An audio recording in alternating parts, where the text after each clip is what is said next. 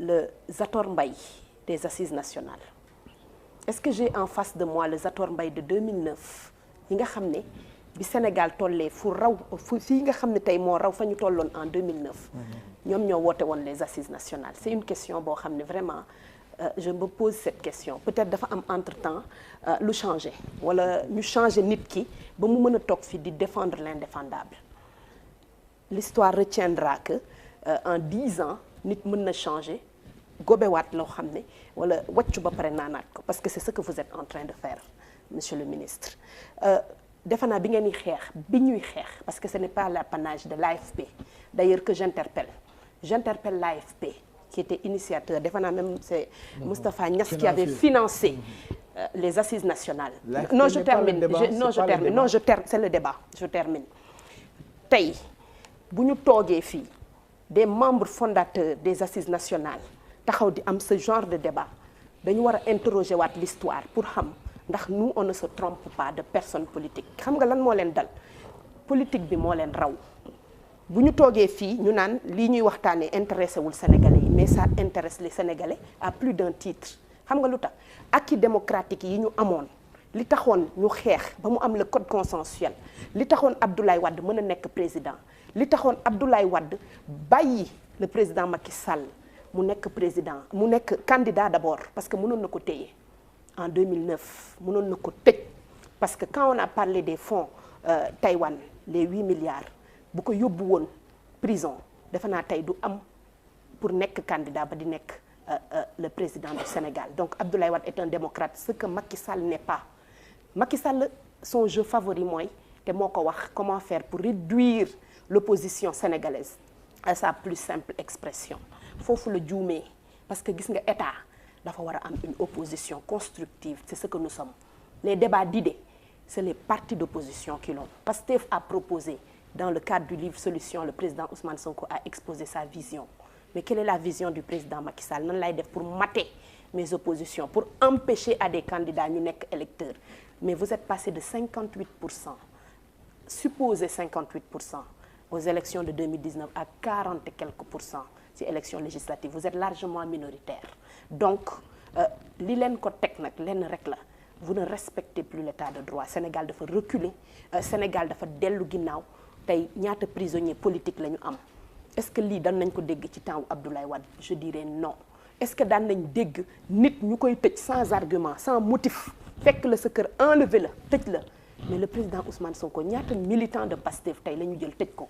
Donc monsieur Mbaye, li taxoon ñu naan état de droit ak refondation de la République dans les Assises nationales, vous aviez eu l'opportunité de défendre ça dans ce gouvernement où vous êtes et vous ne l'avez pas fait. Et vous ne vous prononcez pas si li nga xam ni tey da ngeen ko doon xeex démb. Monsieur Moustapha Niasse bi muy génn di xeex à l'Assemblée nationale en 2011 comme démb ci ñun lan la doon xeex? Injustice. Lan la doon xeex?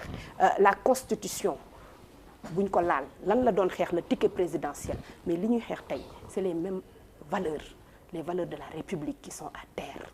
Un président omnipotent qui utilise la force de l'ordre di noot ay opposants am, di noot population am, di noot ay journalistes. Loolu la ñu am, loolu mooy l'état actuel de la démocratie sénégalaise.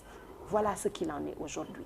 Donc suñu toogee fii di jéem a xool yan leçon de morale la ñuy jox, moi ça me fait rire, parce que gëmuñu ko. Parce que démb dañu défendre le contraire, tey ñuy wax l'opposé. Donc ça veut dire que on se demande à quel Zator Mbaye il faut se fier. Donc ça c'est vraiment pour revenir à ce que mes frères ont dit tout à l'heure. Gis nga fii fi mu ne nii Sénégal, il faut reconnaître qu'il y a un décret divin boo xam ne yàlla moo ko def.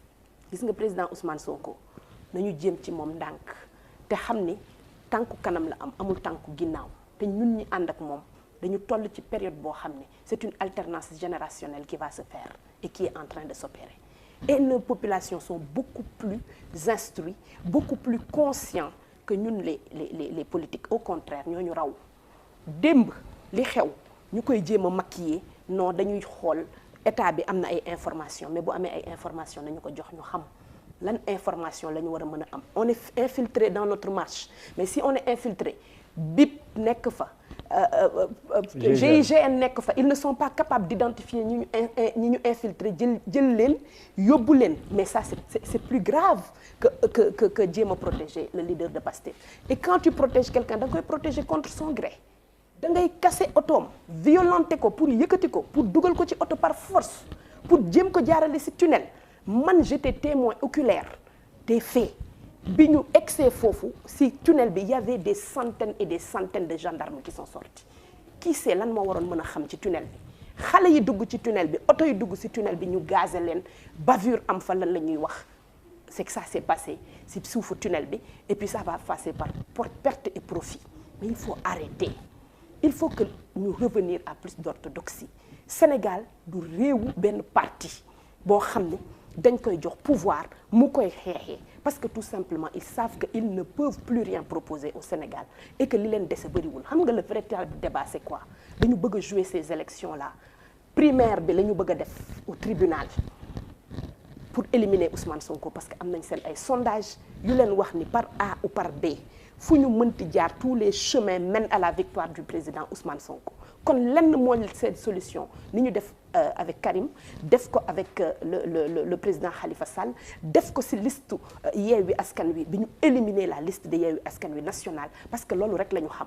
Bu ñu demee ba tële dañuy xool nan la ñuy utiliser l'État, nan la ñuy utiliser la loi, nan la ñuy utiliser les forces de l'ordre, lan la ñuy utiliser une certaine presse pour mun a dénigrer, diaboliser, mais aussi pour mun a utiliser la violence d'État pour di éliminer ay nit. Loolu moo fi jeex. Ce qui s'est passé, encore une fois, il faut le condamner. Tout démocrate ku mës a xeex pour la démocratie sénégalaise, démb tu as eu mal. Ku mës a xeex pour la démocratie sénégalaise xam nga ne ni démb on a heurté de manière très violente la démocratie sénégalaise. Kon loolu mooy dëgg, quel que soit lu ñu opposé, bu mbir amee nañ ko analyser avec froideur, sans émotion. Lii xew démb buñ ko defoon le président Macky Sall dina ñaaw, buñ ko dogaale woon ci convoi wam dina ñaaw. Kenn defu ko. Comment il s'appelle encore, le ministre de la jeunesse taxawul cité kër góor gi mobiliser ay nit def trouble à l'ordre public. Est-ce que dafa tax gendarmerie ñëw jël si ko, wala ñu police génn ñu ne dafa def trouble à l'ordre public? Pourquoi? Parce que il est du côté du pouvoir. Bi ñu def seen meeting, est-ce que dafa tax ñu génne les forces de l'ordre wala ñu tere leen wala leneen? Mais pourquoi à chaque fois que Pastef jóg yëkkati ne day teg un pas, il faudrait qu'on utilise la force de l'État pour pouvoir lui interdire de faire ses manifestations politiques en tant que parti politique constitué, un parti bu nga xam ne dafa organiser, respecter lépp li nga xam ne moom la ñu teg les partis politiques, di tenir ses réunions, di déposer ses bilans. Amul lenn loo xam ne ñuy tëj say militants, di saccager sa siège, di persécuter sa leader. Lépp lu ñuy def bu ñu yëkkatee suñu nemmeeku tour di wër ñu yónnee ñu des policiers, mais à chaque fois qu'on a tenu une manifestation boo xam ne police amu fa, dara nekk fa, il n'y a pas eu de désordre. Mais à chaque fois que ñu bëgg a jaxase dañu indi police naan ñoom ñoo ñuy wax dañuy troubler à l'ordre public, donc dañu war a régler. Il faut arrêter. Sénégal waruñoo dem ba xam ne animosité mooy am entre les partis politiques, et c'est ce qu'ils sont en train de faire. Parti Pastef aujourd'hui est devenu l'ennemi public numéro 1 du pouvoir. Et tous les moyens sont bons pour les éliminer. Ma leen wax rek ni Pastef n'est plus seulement un parti politique, c'est une philosophie de vie. Gis nga foo dem ci dëkk bi, de l'est en ouest, nord au sud, au centre, moo xam jaaykatu ambulant la, moo xam école yi, moo xam fépp fu nga dem, on parle du projet politique de Pastef, parce que les Sénégalais ont compris que il n'y a plus rien à attendre avec le gouvernement Macky Sall. Kon nag nit ki nga xam ne dangaa jeexal te ba ngay jot réew mi da nga koo jot ci jàmm ak salaam, si njëkk ak teraanga, jeexal mënatoo nekk candidat. Sa objectif tey mooy nan ngay def de manière illégitime à imposer ce candidat, mais interdire aussi à un candidat légitime d'être candidat aux élections de 2024. Bu ñuy tourner en rond, le débat foofu le positionner wu tey.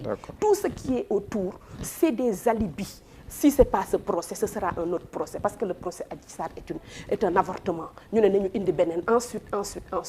Tous les moyens sont bons pour empêcher le leader de Pastef d'être candidat, parce que xam nañu da leen di gagner aux élections. Dama ne gis nga bu fekkee dañoo gëm ni dañoo réaliser, dañu am ay réalisations yi ñuy bàkkoo, mais nañu dem candidat ak seen, nañu dem élection ak seen candidat. On va les battre à plat couture. Xam nga lu tax?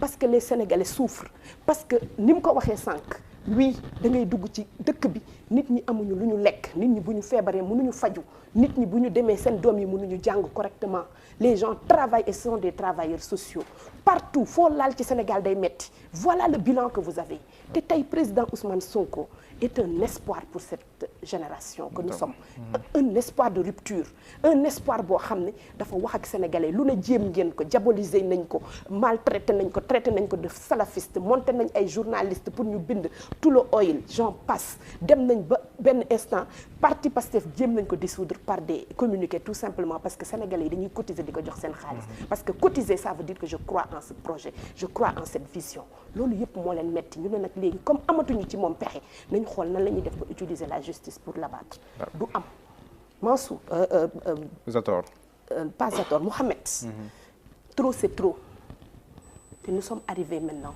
à un point boo xam ne il faut qu'on revienne à l'orthodoxie républicaine l'orthodoxie républicaine mooy lan mooy dañu jëm dans une élection présidentielle et que nañu bàyyi ku war a doon candidat nga doon candidat le parrainage en 2019 ñu fi caaxaan pour éliminer des adversaires les listes qui ont été éliminées pour juste jouer sur li nga xam ne fa nga xam ne ils sont faibles ñu éliminer fa ay listes et aujourd'hui comment faire pour éliminer par des superfuges yoo xam ne dañ ko dugal ci constitution bi pour des diffamations pour des amendes de 2000 francs ñu foog ne mën nañu empêcher à quelqu'un comme le président de Ousmane Sonko le leader de Pastef avec ce qu'il représente dans ce pays mu doon candidat te Sénégal ñu koy bàyyee noonu kooku ku conscient dëgg xool di observer am un peu de bon sens war nga xam ne c'est quelque chose qui ne passera pas donc revenons à plus d'orthodoxie Sénégal moo ñu mag Sénégal moo mag Macky Sall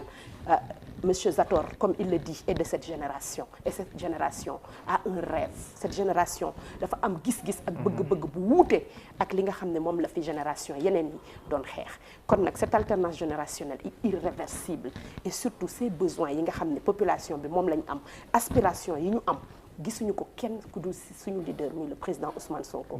Donc bec et ongle nous sommes prêts à protéger le projet et protéger le projet c'est protéger le président Ousmane Sonko quoi que vaille merci. Merci beaucoup soxna Khadija.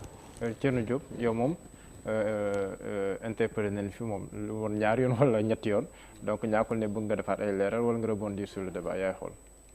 waaw jërëjëf xam nga Olof Ndiaye dafa ne weñu suba teel. bu ñuy biiw ñëpp la ñuy biiwandoo. waaye bu naaj bi tàngee bu la weñi biiwee rek daa fekk am nga loo taq. waaw lu saf suukar ñaare. waaw donc xam nga soxna si mi ngi mel ni sànq rek si sa biir wax nga ko ñaari yoon dañoo monté ay journalistes